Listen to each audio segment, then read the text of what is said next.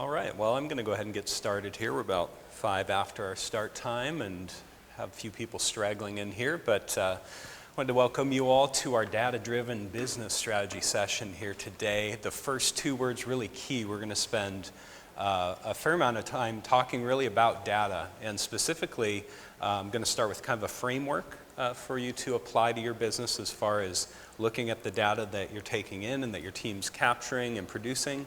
And then really how to analyze that, out over time, year over year, month over month, and some things like that. We're also going to share a few key performance indicators in key areas of the business that I really suggest that you be looking at. Hopefully there are a few takeaways there. Some of those you might already certainly be capturing, but hopefully there are a few new ones there.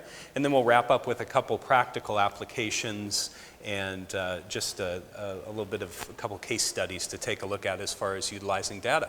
So in case you're wondering, okay, well, what does Bryce know about data? Well, about the past 10 years, I've worked at Navis, and I work with a group of business advisors, strategic coaches at Navis, very data-intensive jobs. And so we have integrations with the property management system as well as Google Analytics and our clients' marketing data.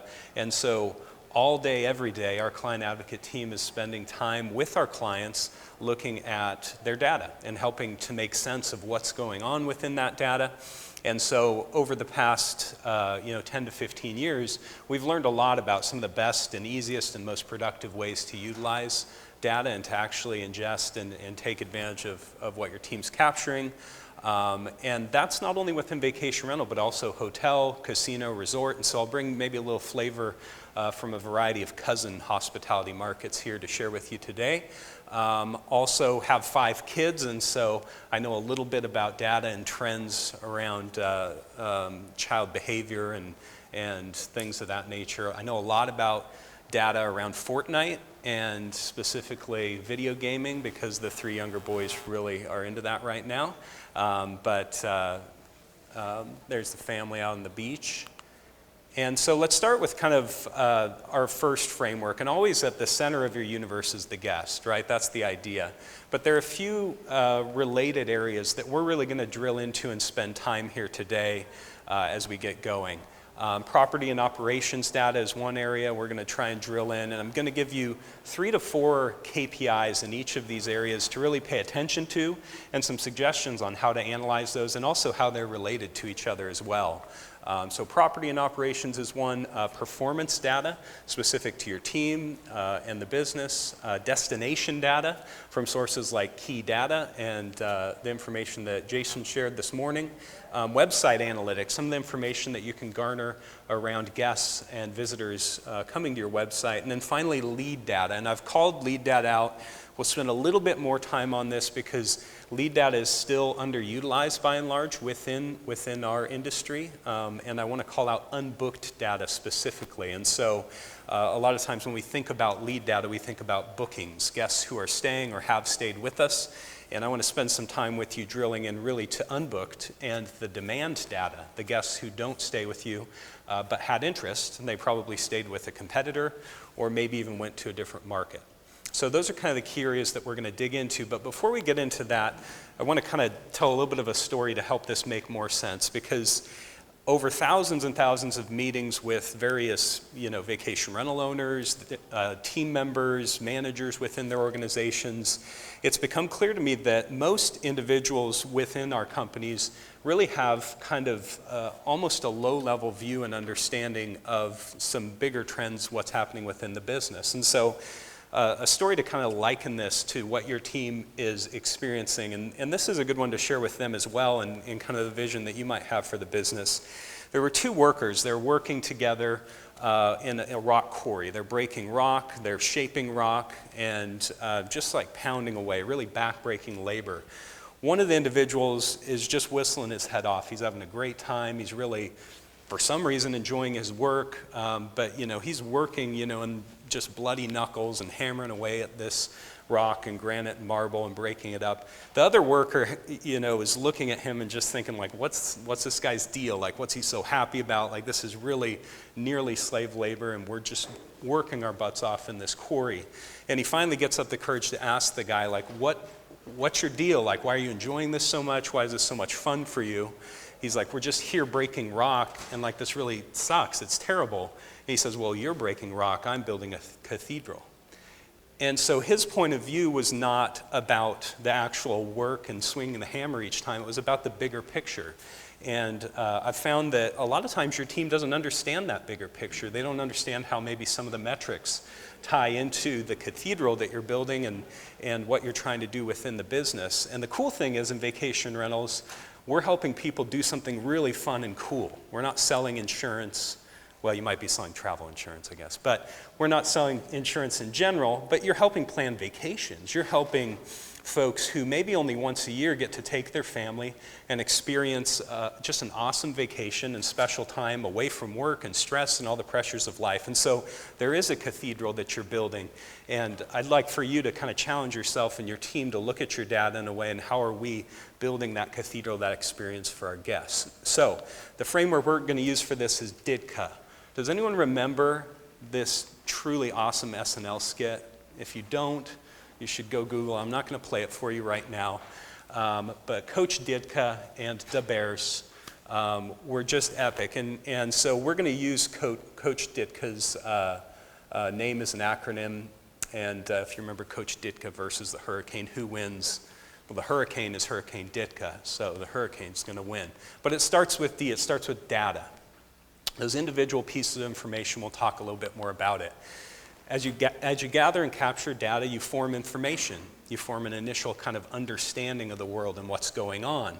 Now, what's a little bit scary is this where most of us stop in our businesses. We stop just looking at data and information, and what we don't typically do is trend it out. And that's where you really start to see the picture if you're paying attention to, again, what Jason, the folks from Key Data are doing.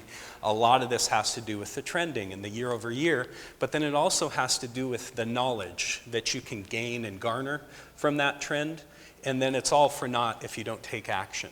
And often the execution step and actually taking action is where a lot of businesses fail. And so we're going to drill down into each of these a little bit. We'll spend a bit more time in trends, because trending and visualizing data can be a little bit tricky, and sometimes it can be very confusing, and when you paint that picture, it may all get lost in communication if there's just too much noise going on. But starting with data, we really look at a single booking for this example. So let's say a single reservation, a single booking that's made.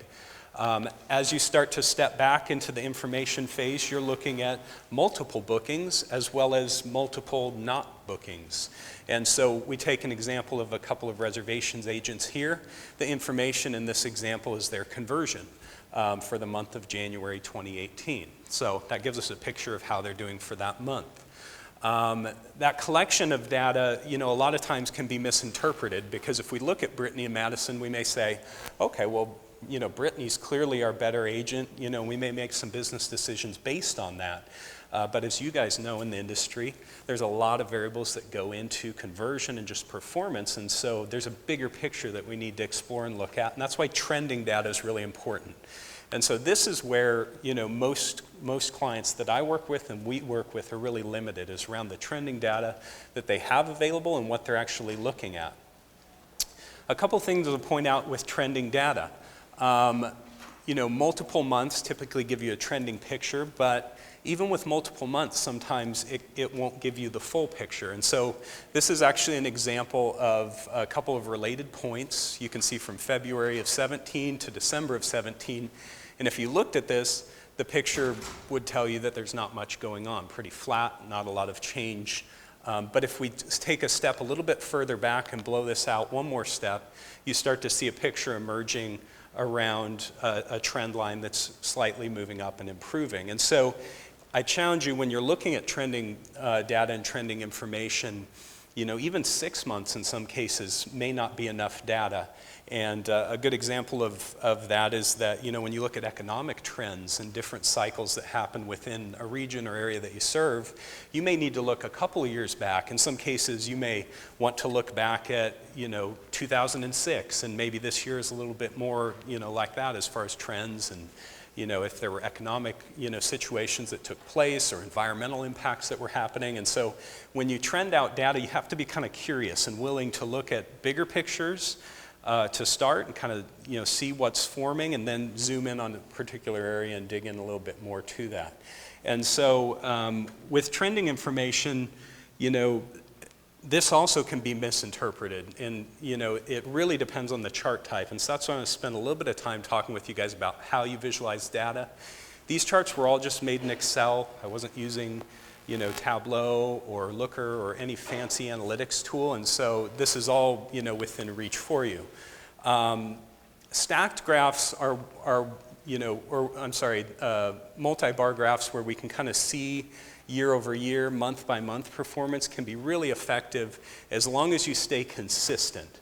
And you'll notice, I'm using key data a little bit here, but anytime they present, they try to say really consistent with colors representing different years or regions, because as you look through the data, you want to make sure that you've got consistency because it can be really confusing. And so this is an example of presented phone calls, and you can see 2017 is in the pink, and then the lighter orange and the darker orange, 2018 and 2019. And so it's easy to kind of pick out a visual picture here of what's going on year over year and the kind of performance that you're seeing. I will say this about trending data. If you trend much more than 3 years, it can get really busy, especially with bar graphs like this. And so if you want to compare further back, you don't typically want to go much more than 3 in the rule of 3, because it gets so visually difficult to track and make sense of that's really tough. But for example, you can see March and April. We talked a little bit about how those months can be kind of swing months with spring break, Easter, different things that happen there. But it can tell kind of an interesting picture if you're able to look at that. So great way to show year over year monthly comparisons of data, the bar chart comparison like this.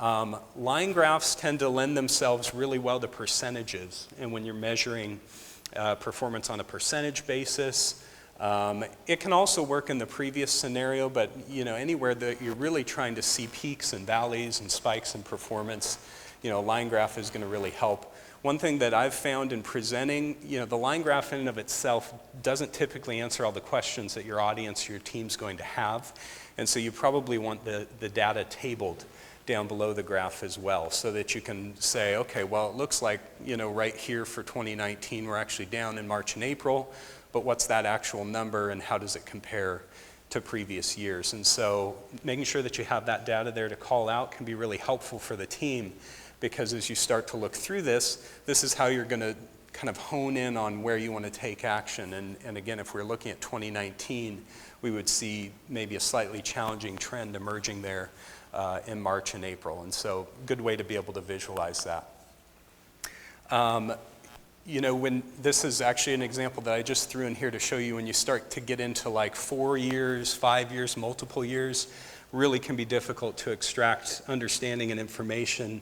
But again, in some cases you may need to go that far back, but I typically would encourage you just to stick to 3.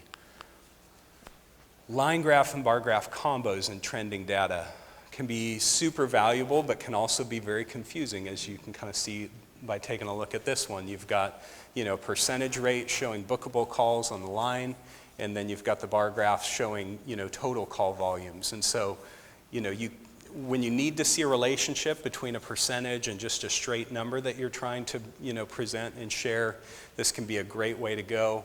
You've got to make sure that your axes don't end up, crunching all that information onto each other. And so the right axis over there is the percentages for the bookable calls. We could expand the increments a little bit more around that, and it would bring that line graph up above the bar graph more so that they weren't running into each other. But generally when you see on the line trend kind of a downward trend, and on the bar trend you see an upward trend, that's the kind of stuff that line and bar graphs can really be useful for. And so in this case, even though the bookable call percentage was going down, this organization is still seeing a lot of phone calls in June, July, and August. It's a busy season.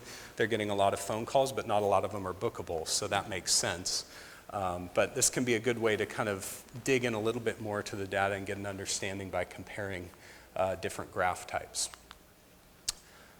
Almost done with this. Heat maps. I've seen heat maps kind of coming up more and more. These tend to be great when you're comparing individual performance. We like to use these when we're looking at sales team, reservation team type numbers and comparing, because you can easily start to kind of hone in on some of the darker areas and see, where your higher performers are performing and how that's going and what's going on. And so heat graphs like this can be a nice way to just dial into specific periods and see, who's doing well. This is, again, easy to do with just a pivot graph in Excel. And so not a lot of fancy tooling needed in order to do that. And then the last thing I'm going to touch on trending, and then we're going to get into some of these KPIs and really some of the meat, is the power of trailing 12. And I think most of us, don't really understand, and there were a couple graphs again this morning that Jason was showing that were really spiky. There's occupancy charts were really spiky, and it was hard to kind of understand from that data, aside from, yes, year over year, we're following generally the same trends, except maybe Easter moved or, spring break moved. It's hard to tell over the course of the year whether our performance is improving. And so trailing 12 data is always taking a 12-month period and looking at that particular metric. And so in this case, we're obviously just looking at month by month. But if you look at a trailing 12 period, and each time that you move a month forward, you drop a month at the tail of the trailing 12 period, it smooths your chart out in a much more meaningful and understandable way. And this, if there's one opportunity that I see a lot of clients have, is that they tend to spend too much time focusing on month-to-month data, and they aren't looking at trailing 12, so they're not seeing, this year are we doing better than last year? And trailing 12 gives you that picture, because you're always looking at a full season, a full year within your business. And so there's always a May included in that data, and there's always a July included in that data. And so you're really able to see year over year. In this case, the trend line's been down, and just recently, towards July, August, September, trend lines started to pick back up, because we're looking at that trailing 12 data instead of like this thing and trying to understand what's going on. So that T12 data can really be a game changer for understanding throughout the course of the year, are we improving, are we doing better, or are we still struggling in that particular area? So, DITK, we did D-I-T-K is knowledge and story. And have any of you guys watched this movie recently, The Never-Ending Story? Recently. I don't mean like when we were children. I mean recently. I bring this up, I'm kind of teasing my wife a little bit because she's in the front row. She made me watch Never-Ending Story again, and it's really rough. Like, I remember it being a great movie as a kid, and if you watch it, just the plot line is just like a Ryu or what, like his horse is in the mud, but why doesn't he save it? The story and the knowledge within your data is really important. And knowledge is all about the story, what's going on. We make a lot of incorrect decisions because we don't make a fully informed decision, or we don't fully know what's happening within the data. And so knowledge is really the pivotal step between numbers on a page and action, and what you're going to do and what you're going to change within the business. And so don't rush to conclusions on the story, on what's happening with your data. You should dig in and be curious and try and understand what's going on, because even myself, and I've witnessed many business owners make wrong decisions based on data and based on what seems like kind of the full picture at the time. So again, we talked a lot about trending data and trending graphs, so we don't need to spend more time on that. Action is ultimately where rubber meets the road, right? Pick 1 to 3 action steps. I really like 1, and you guys, I'll tell you, you're super busy. Every client that I work with is busy. There are a lot of plates spinning. There's a lot going on. And so, if you have quarterly sessions or monthly sessions where you review your data, pick even just 1 action item, and don't be tempted to pick too many, because that paralysis by just taking on too many things is so often the case. And so if you take on 6 action items and 6 things that you want to change, that can really leave your team in kind of a place of confusion. And what's most important can often be elusive if you've got so many different priorities. And so use the data to pick and narrow in on just 1, 2, maybe 3 at most action items that you're taking on that month or that quarter. Be careful with correlating. I wanted to give a couple warning call outs here, because correlating, one data point or assuming that, causation, is because of a certain correlation can be really dangerous. So again, Jason showed that slide of it was Northwest North Carolina, right? That was kind of down year over year, occupancy, ADR, RevPAR. That's great data, but it should raise more questions. You could make wrong decisions based on that. I'd be curious about what booking channels are being used, and specifically, if they're down year over year, is it a particular channel? Is it direct business? Is it through their website? Is it through an OTA or a travel partner that they have? A situation that we've seen play out a couple of different times is that we assume that we're underperforming because of some aspect of the team or something that's changed within our organization. But it may be demand, it may be that volume has changed. We had a recent example where a client, and if you were in actually Amber's session, a client that was about $1 million down just through the HomeAway VRBO channel, and that could have looked very much the same as the data that you saw this morning for the Northwest North Carolina clients, where data's down, but what is it due to? And you should be curious and be asking additional questions. Why is the data down? And don't just assume that it's because of something your team has done or something you've changed internally. There are a lot of other factors and variables that could play into that. Now, a couple of dangers on data. Focusing on a single data point or even points of information will cause you to make potentially the wrong decision. And so, as you've kind of seen the evolution within the vacation rental space, we started talking about occupancy, then we added ADR, average daily rate, and now we're at RevPAR, and now we're at adjusted RevPAR. It's because if you look at even just a single data point within that set, you can make the wrong decision. And so it's important to have kind of a broader understanding of what's going on there and what's going on within your business. Data, of course, can be misleading as well, and we see examples where, because of events happening within the business that are kind of falsifying data points, it can create issues for the team and issues for understanding. Data accuracy, a huge issue. Most of the data inputs that you all have are data points that are captured manually by your team. And so we've seen examples where, clients who have, for example, a booking fee associated, and they start to include additional revenue into that booking fee field, and all of a sudden their booking fees are up year over year, but they didn't realize what changed. And so data accuracy and who's putting what into which field, is really something to pay a lot of attention to. And then, of course, Christmas and seasonality and just the changes year over year. When you're looking at multi-year comparisons, really paying attention to what week in the year was it, and where did the holidays fall, where did different events fall, as well as different music festivals or events that you might have in the area. So a couple of just dangers to be aware of. Let's talk about some of the KPIs, some of the key metrics that I really encourage you to look at, and maybe how to look at those. And so again, we've broken these down into kind of the categories that we touched on at the very beginning, starting with lead data. And first and foremost with lead data, database growth. If you are not able to see year over year, how am I growing my guest database and the potential marketing database that I have for our business and that's accessible for me, then you're missing out on an opportunity. We talk a lot about the ability to diversify and kind of control your own destiny and to manage all of your different channels. Well, for your direct booking channel, this is critical. You've got to understand the growth of your database, your direct marketing database, and what that's looking like, especially year over year, quarter over quarter. Not as important to do weekly or monthly. That change isn't going to be too radical, but still an important one.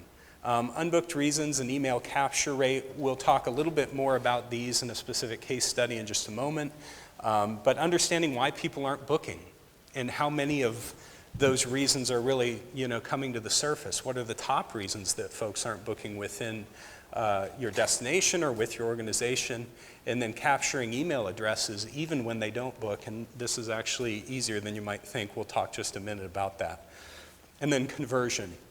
And that's conversion by a variety of channels, not just phone, but through your online booking engine, through HomeAway and VRBO, through any variety of sources that you have. If you have email queries coming in from your website, how do you convert? Because not all conversions are created equal.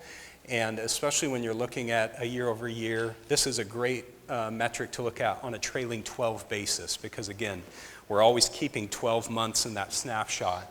And so you're going to be able to see, are we generally improving as we move forward and drop a month and pick up a new month this year? So those are the lead metrics, really, must-haves within your business. Website analytics, trying to just dial into a few here. It can be kind of overwhelming when you get into Google Analytics and start dissecting. But user bounce rates and looking at how many users actually come to a page or page and where and when they bounce. And you can also see that by page. And tracking that on a trailing 12 basis and year over year is super valuable as well. This is ultimately going to start to suggest to you, am I creating, enough value within the page to keep someone there? Now, this pages per session is going to tell you whether or not someone is actually staying and spending quality time on your website. So once they get there, that's great. How great are you at actually keeping them captive on the website? How much useful information is there about events within the local region, and great robust information about your properties even, not just including images but descriptions and as much as you can capture and share back reviews and information on the website. So those pages per session number really tell you whether you're captivating people and keeping them there on your website. And then of course conversion related to your online bookings and your direct bookings through your website. Really important to track. And again, a trailing 12 year over year is a great way to look at that, because you're going to continue to keep that consistent period and see really is it improving as we move forward. Property operations type data.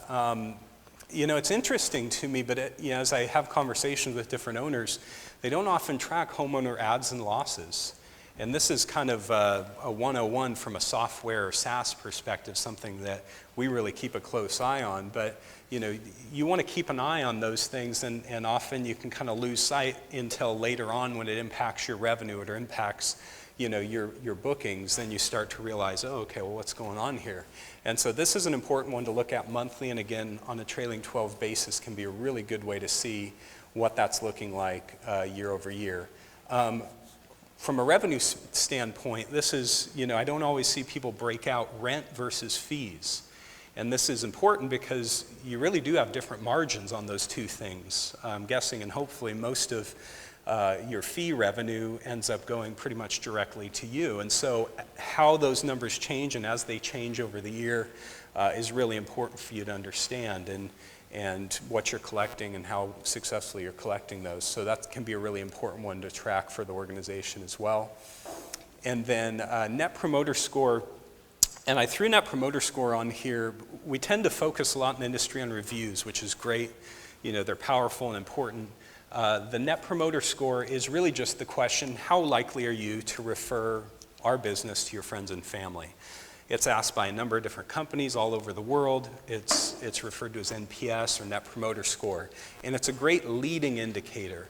A lot of these metrics are lagging indicators. A lot of these metrics, it's too late to do something by the time that you see that revenue's down, or by the time you see that homeowners are leaving your program. And so I challenge you to also look for leading indicators. They can be a little harder to find, but Net Promoter Score, things around booking pace, can really help give you a little bit more of an identifier of what's going on and to make some changes and adjustments. So Net Promoter Score is a really great one, to measure. It's a quick question from 1 to 10, how likely are you to refer a friend or family member to stay with us? And so it's easy to get that along with any other reviews or ratings that you'd like to receive. But Net Promoter is a great metric to capture. Performance data, so booking pace by month. And so not looking at just bookings within the month, this is really important, but specifically, let's say that we're looking at February right now, what months am I booking into, and how does that compare to last year at this same period in time? So in February last year, were 30% of my bookings for May, June, or how did that kind of comparison spread out last year? And so it's important, a lot of times we end up myopically focused on the month that we're in and actual stays within that month, sometimes 30 days or 60 days out. But you also want to be taking kind of that longer term view at, okay, this month last year, how many people booked into May, and how does that compare, this year, and what's changed? And so important for you to be keeping an eye on. Booking channel margin. And this is something that, not a lot of us track, but really important to understand. The different channels that you drive business through have different costs and different success fees or commissions associated with them. And so, especially on a trailing 12 basis, and if you do an end of the year type review, it can really be enlightening to take a look at, oh gosh, okay, so our business through VRBO really grew, but our estimated margin on that business is X compared to our direct business that comes through the website or through the phone. And so not a lot of folks I've seen really looking back, even just an annual snapshot on your margin profitability through different channels. And so it's something that's really valuable, important to take a look at. And then demand. So from a performance standpoint, these aren't just bookings. These are the guests that were interested in staying with you. They didn't stay. What does that picture look like, and how does that change year over year? And again, I don't know if you guys have noticed as you kind of, interact in different sessions here, but the demand data can be a little bit harder to get to, but super valuable to kind of round out that full picture of, what's coming in the funnel, what's the opportunity that we have to work with. And if you can get it, also return and first-time guests can be really enlightening here as well, because those return guests, of course, very familiar, and you want to keep them coming back. But how much first-time business are you getting, and folks where it's their first stay and their first experience with your business? And then finally, destination data. I don't have to spend a lot of time here, but these are my favorites from Key Data and some of the destination data that you can grab. Obviously, ADR and RevPAR, occupancy rates. And then average length of stay is one that maybe you're not paying as much attention to, but really can be different from business to business, even within the same market. And if you're seeing differences in average length of stay across a period of time or year over year for yourself, it's really useful to compare that length of stay. And you might even listen in on some of those phone calls and see what the conversations are sounding like with your res team, because that can give you kind of an insight into what the guest is saying, how your team is positioning that, if they're encouraging people to stay an additional night, or what's kind of going on within the conversation there. And so length of stay is a really important one to pay attention to. So any questions about these or additions, or any thoughts that you guys have on those metrics? Make sense? Any others that someone's like, oh, we really like this one, it should be up on the list? No? Okay. All right, so let's dig in here to a couple other points and a couple case studies here. Lead data, so because this typically is a little bit more foreign for some of us, again, database growth, I'm really honing in on only guests who have records with usable email addresses as compared to a previous year or previous period of time. And that's because most of your marketing efforts that you control from a direct marketing standpoint are going to be via email. And so in order for that database growth to actually mean anything and for you to be able to use that, you're going to need that method of communication. Unbooked reasons, really we're just looking at unbooked, a variety of unbooked reasons. It could be your pet policy, it could be a minimum length of stay, it could be rate resistance, one of the prevalent ones that we run into, and you just take that unbooked reason divided by your total number of unbooked leads, and that gives you kind of that percentage distribution. And that's one of the case studies that we'll take a look at. But really important to understand from a revenue management standpoint, and just understanding, kind of the tendencies of your guest and what you're seeing. Why are they not staying? And really useful for you to capture along with email address, of course. And then conversion is just your booked leads divided by the total number of opportunities that came in. So, and important to track that by channel. So let's talk about a couple of case studies here really quick. And I want to highlight the importance of kind kind of that whole data framework that we're talking about here. So this is a pay-per-click analysis case study that we did with a client here. You can see on the left-hand side a variety of search terms. So you can see resort terms, Lake Coeur d'Alene. So this is a client we work with out in Coeur d'Alene. Packages, names, they've got everything bucketed here pretty nice. And then you can see online booked revenue. And so if you just looked at this information, you say, okay, well, the market search terms are performing, pretty well towards the top. Obviously, we also get the most impressions and clicks from that. But this is just kind of one piece of the consideration. So remember, we talked about analytics KPIs. You also want to be taking a look at your KPIs and bookings from other channels, because your PPC or your search engine marketing spend is actually going to ultimately be driving guests not only through your online booked channel, but also through other channels, phone, potentially, even others. And so when you look, and kind of start to drill in here and you make a decision, you may make the wrong decision, may be misled, because what you really want to understand is the full picture. So if you remember the search term, market terms here, these are the exact same campaigns, but now we're layering in, if you remember the light colors, these are Google Analytics metrics and numbers pulling through.